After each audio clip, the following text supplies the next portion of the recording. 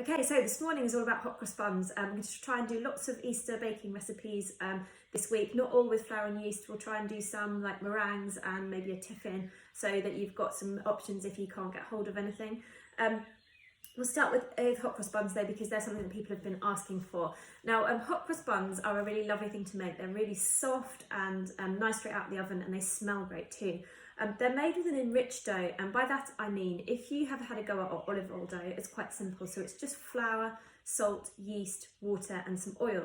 An enriched dough is when a dough that's had lots of other things added to it. So for example here I'm going to be adding milk, eggs, sugar, spices, butter, dried fruits and lemon zest. So lots of different things, and they're going to help make the dough really nice and soft and squashy and delicious, but they're also going to inhibit the yeast, because whenever you start to add anything more than those very basic ingredients, whether it's you're changing the flour that you use or you're changing, you're adding things like sugar or beer or extra fat to your bread, it's going to take a little bit more time to rise. So if your bread is sat there and not doing much, don't worry, it might take a good hour and a half to rise in a nice sort of warm temperate kitchen. That's completely normal, so just factor that in. So let's get going. I'm going to go overhead and show you what to do. The first thing we're going to do is sort out our milk. So this milk has just been brought to just below boiling point, which is called scalding your milk. And to that I'm going to add some butter. And I'm just going to let that butter melt in the milk.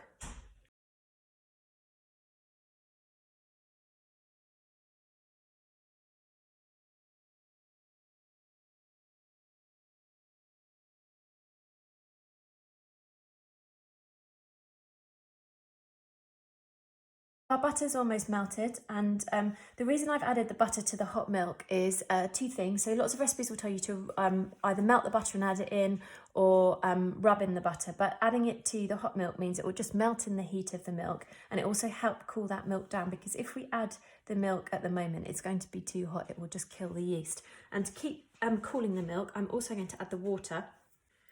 So I'm adding 100 mils of water.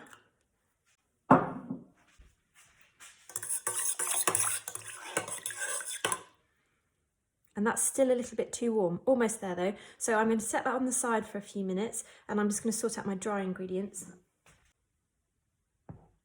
So in this bowl, I've got 500 grams of strong white bread flour, 10 grams of instant yeast and 10 grams of salt. And I'm just going to stir that all together. And then to that, I'm going to add 50 grams of sugar. I'm using golden caster sugar, but you could use just straight caster sugar if you've got it.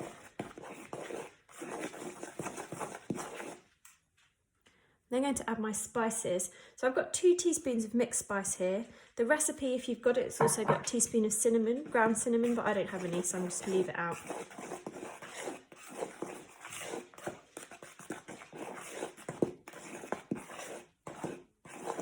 And the last thing I'm going to add are my dried fruits. Now traditionally you would add the dried fruits at the stage where you knock it back and knead them in, but that's a real pain and it's really difficult for kids to do, so it's much easier to just add them into the dry ingredients here.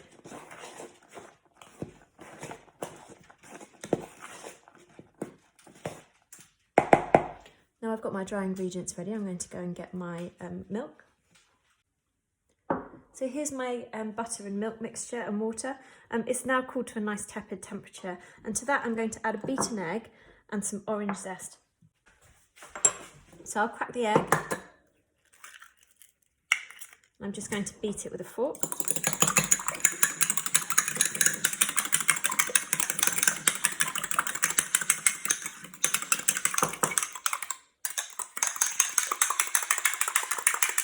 My egg's at room temperature. If you're adding a cold egg from the fridge, just remember it will cool the milk mixture down. Obviously though, you don't want to add the egg too soon, because if you add egg to a hot milk mixture, it's going to curdle it and cook it a bit. Egg's gone in, and the last thing I'm going to add is my orange zest. So the reason I'm adding the orange zest to the liquid rather than to the flour is if I add it to the flour, it's just going to go into one clump. But if I stir it through the liquid, it's all going to break apart. Again, if you haven't got orange zest, don't worry, you can just leave it out. Got my dry ingredients, make a well in the centre. add my milk mixture. And I'll just stir it together.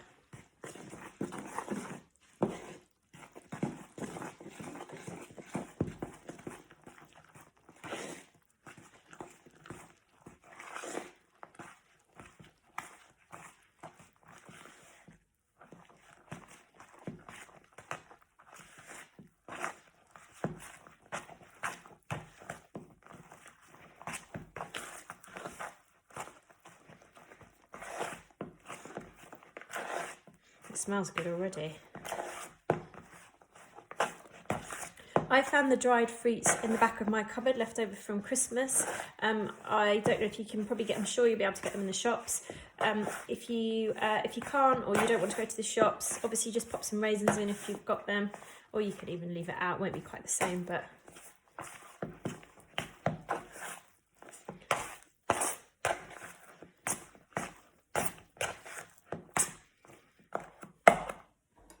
so now this dough is all mixed together, it's ready to knead. Different ways you can knead it. You can tip this on the side on a floured work surface and knead it by hand. It's quite a sticky dough though, so that will make quite a mess. You can put it in a tabletop mixer and knead it by machine, or you could use a whisk with dough hooks if you've ever used those attachments. If you're kneading by machine, it only needs 5 minutes, not 10 minutes. Or you can do a no knead folded method, which is what I'm going to do, which I've shown you in the focaccia video, and I will fast forward it through to show you quickly again here. So the first thing I'm going to do is transfer it to a clean bowl. So here's my clean bowl. I'm going to add a little bit of vegetable oil, just enough to make the bowl not sticky.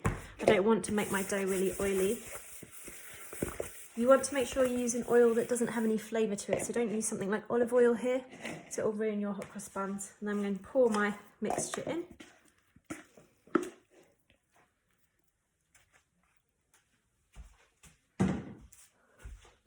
I'm going to fold it, so I'm going to go underneath, fold it in half, turn the bowl a quarter turn, underneath, fold it in half, turn the bowl a quarter turn, underneath, fold in half, quarter turn, fold, turn. I'm going to do 8 turns in all.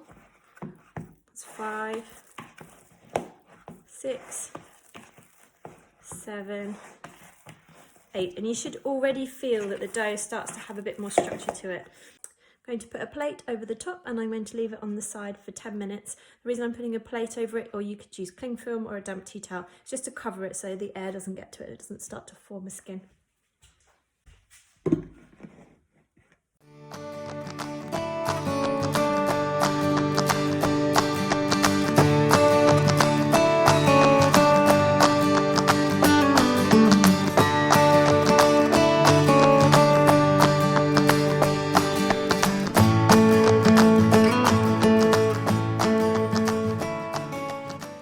Last set of turns. 1, 2, 3, 4, 5, 6, 7, 8. I'm just going to put that in a nice warm spot and leave it to rise now for about an hour until it doubles in size, so it comes to the top of the bowl.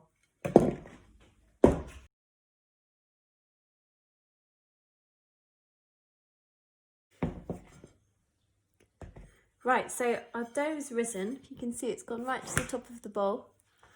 I've sprinkled some flour on my work surface. I'm going to sprinkle a little bit over the dough as well.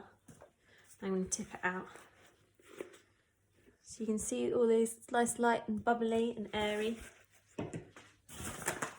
So lots of bread recipes will tell you to knock back. And knocking back generally means taking the air out of the dough. I don't really do it because I find that when you're shaping it, it does it anyway. And I'm going to cut this into 12, hopefully equal-ish portions. If you want them to be exactly the same, you can weigh your dough and then weigh all the portions that you make. We're not too worried, so we might end up with some that are slightly bigger than others. That doesn't matter. So whenever you're making bread and you're making things like rolls or pizzas, you want to do every stage in whole. So you want to cut all the pieces up, and then you want to go back to where you started, if you can remember. Because that means that whenever you work dough, as soon as you start to work it, it will tighten again. So if you move around, this piece will have rested a little bit longer than this one. So I'm going to take a piece of dough and I want to make it into a roll shape. So what I'm going to do is I'm going to take it in my hands, and if you can see, I'm going to push it with my fingers up into the palms of my hands, and I'm trying to get a nice smooth surface on the top. So I'm folding it over. I can show you the underneath.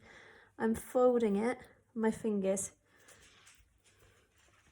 and pushing it in. So I've got a smooth surface on the top and all the joins are in one place, and that's going to give it structure to make it into a ball. So if you can see, it's got a nice round ball shape, and it's going to make it nice and smooth on top. To finish it off, what I'm going to do, I'm going to use these parts of my hands, a bit like I'm karate chopping, and I'm going to pull the dough towards me along the table, and that just helps to tighten it all up, so it ends up in a really nice tight ball.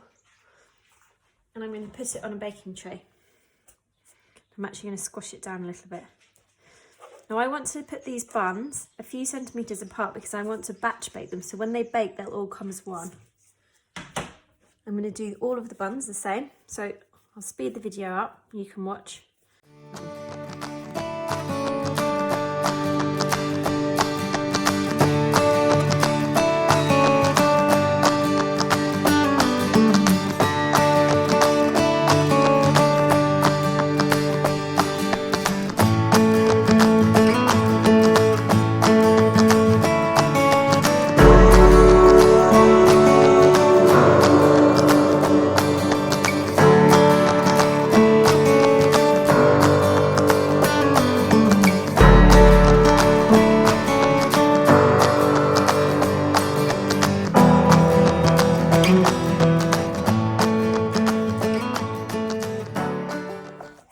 Last one.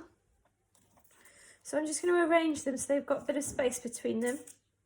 I'm going to swap these around because some of them are bigger than others, give them some room. And I'm just going to cover them with a piece of cling film, oiled cling film, or a cut open freezer bag, or a really light tea towel if you've got one. We're going to leave them to prove, and I'll show you them once they're proved, but basically they will go to, they're not going to double in size like they have when they've risen. We just want them to go to 1.5 times their size, and you'll find that if you poke the side, it will only spring back halfway. So then you'll know they're ready to go in the oven. But it'll take about 45 minutes to an hour because, as I was saying earlier, this is an enriched dough, so it's quite slow. But you'll see from earlier, mine had about 2 hours to rise, but it was lovely and bubbly.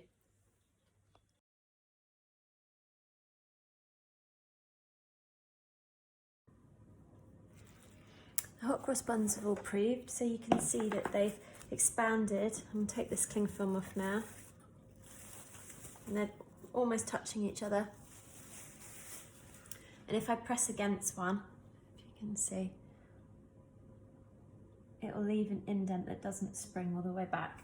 So now we've got to glaze them. So to glazing breads, when you do a bread, you can leave it plain. You can sprinkle it with a little bit of flour for a rustic look. We want a really shiny top to our buns, so we're going to use an egg glaze. Let's move these out of the way. So I'm going to use an egg yolk. So I'm going to separate this egg. I'll keep the white and I'll make some meringues with it tomorrow.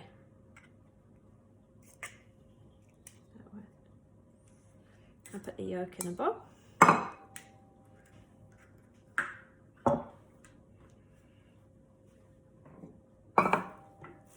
And to the white, I'm just going to add some milk.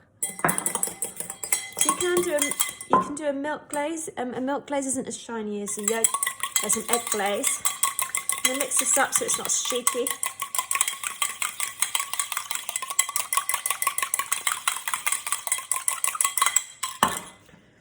And I'm going to take a pastry brush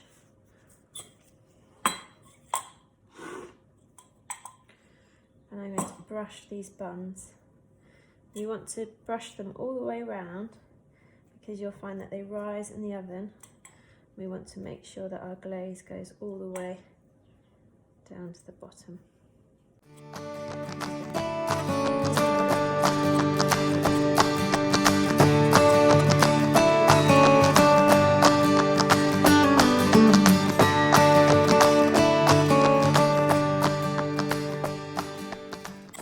Now I've done my buns, I need to put the crosses on them. So I've got some flour in a bowl.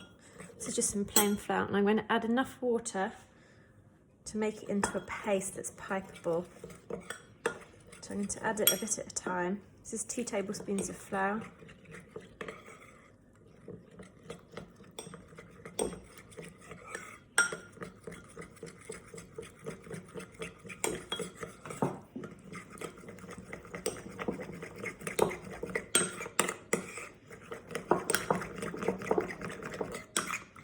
It's about right to me, so it's runny enough to be able to pipe.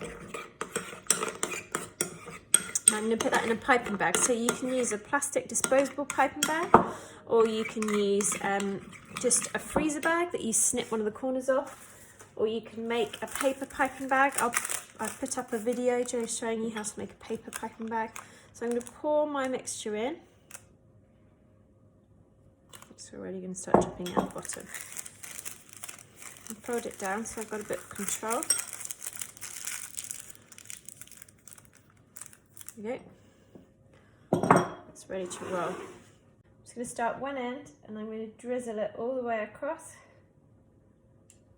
The same again.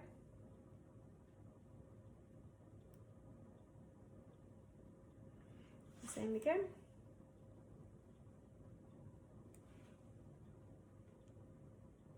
And then we'll come back the other way.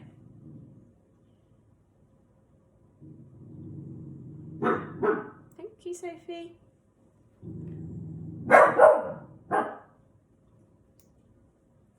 Sophie.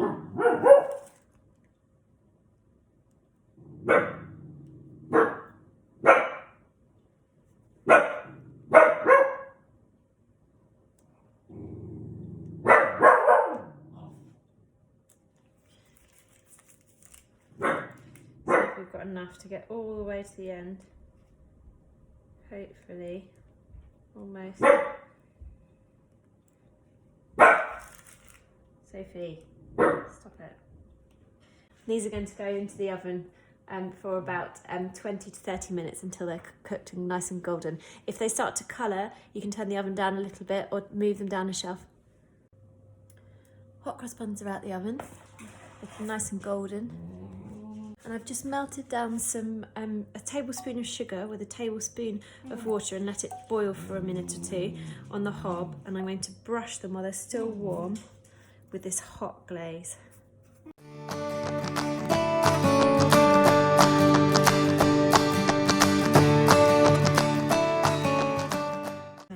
So there we go, it's got a lovely sticky glaze on it, ready to enjoy.